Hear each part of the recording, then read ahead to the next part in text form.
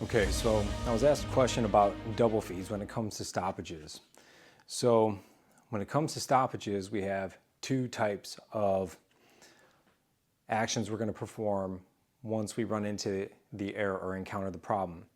One is going to be immediate action, and then the other is going to be remedial action. So immediate action is when we're shooting, the gun goes click or we get a mushy trigger. Then we're going to go finger out, tap, rack, and then attempt to re-engage, bang. So finger out, tap, rack. All right, so again, shooting. All of a sudden I get a mushy trigger, finger out, tap, rack, bang. Now, if we are shooting, and we get a mushy trigger, finger out, tap, rack, mushy trigger, or it goes click again, we're gonna immediately go right back into the same drill. Finger out, tap, rack, and attempt to re-engage. So for immediate actions, we're always gonna tap, rack, and attempt to bang 2 times in a row. Now, as you become more proficient within your firearms use and the audible sounds and then the way that the gun feels when it's going off, you'll sometimes be able to know for the most part when you have a double feed or a misfeed or a stovepipe, some sort of stoppage like that. You kind of just get the feel for it. But you want to develop the habits, especially if you're just starting out. Shooting, mushy trigger, tap, rack, mushy trigger, tap, rack. And now if I attempt to re-engage and the gun still does not go off, now I'm going to need to come out of the fight for a moment. So I'm going to have to pull it down here into my workspace, the square from our chest up to our face. We call that the workspace. Gun flat, pointed still towards the threat or downrange. All right, we're going to have to come down here now. We're going to have to identify what's taking place. And as you get in your more advanced training, you know, you'll already be behind a position to cover. You're not just going to stand still in any sort of fight. So if you're shooting, mushy trigger, tap, rack, you know, nothing goes off, then you're going to go behind cover.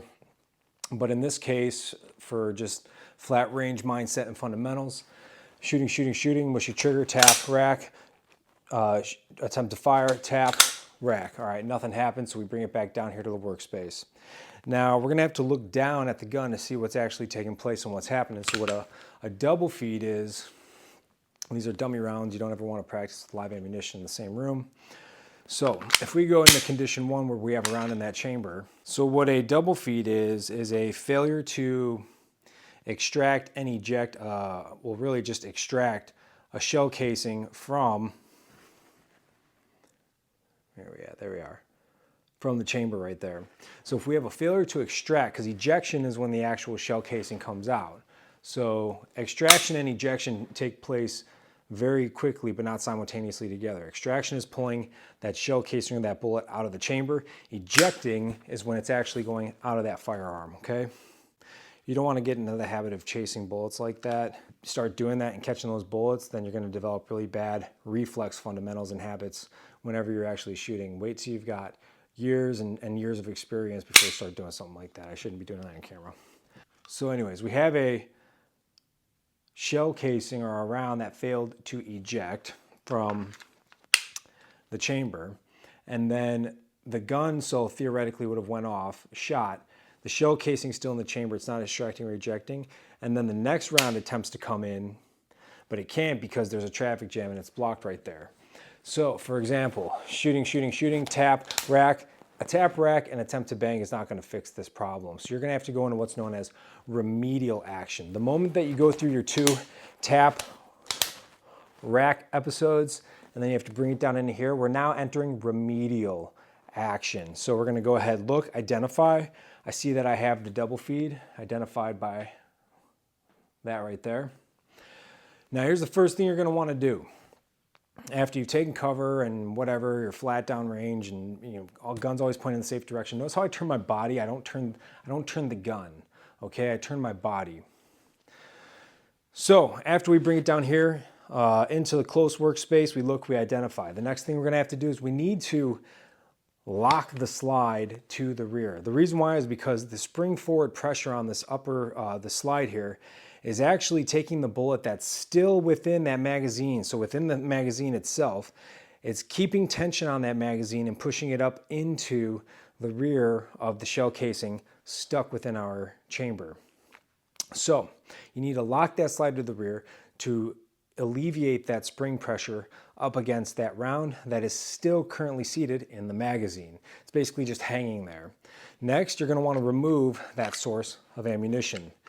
If you don't relieve that tension right there, you're going to attempt to drop that source of ammunition and it's not going to go anywhere and you're going to be like, what the heck's going on? It's because this tension is holding that bullet up in to the firearm. So you lock that slide to the rear, drop that magazine, let it fall to the ground. Now here, you're going to go ahead and just charge the slide forward and back hard. I do it 5 times. So actually, I think I do it more like 10 times. Then I'm going to relock the slide to the rear, and then I'm going to look to make sure that that obstruction was cleared. The reason why I'm being so aggressive with this, also keep in mind my finger this entire time. Where's that at? Up and off the trigger. It's not down here like that. That's how you accidentally get a misfire, all right? Or a negligent discharge, I should say. Always keep it up and off the trigger, and if you need to, just pull it off. And that also helps keep your finger straight up and off the trigger, keeps you safe. But I'm being aggressive with that because I want to clear that obstruction. Now notice also the front of my barrel. Yeah, it's like moving up and down a little bit, but it's not going crazy up and down, right? So I'm using, 80% push, 20% pull, all right? When it comes to my dominant hand and my non-dominant hand. 80% push, 20% pull. And this is the only time that I'm going to recommend really, well, maybe not the only time, but one of the few times that I recommend we actually slam that thing forward, okay? Normally, all I'm recommending if you're loading or unloading is just send it home, or if you'd like to do it this way, don't ride that home when you're loading or unloading, but when you're dealing with a double feed and remedial action, slam it forward. Only 20%, remember 80-20. Because what you're trying to do is you're trying to get that extractor around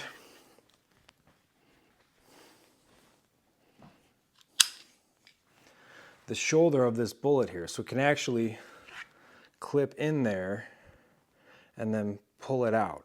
Because obviously there's some sort of extraction issue here. Once we've observed that that obstruction has been removed, you can go ahead, grab another source of ammunition, come back up here into your workspace. Remember what I was just talking about in the last video when it comes to putting it equal to your eye. And then you're just going to send that slide home and then attempt to re-engage. So, in full speed, and say this stuff out loud with yourself too when you're practicing like these ditties I'm about to be saying. In full speed, it would look like this.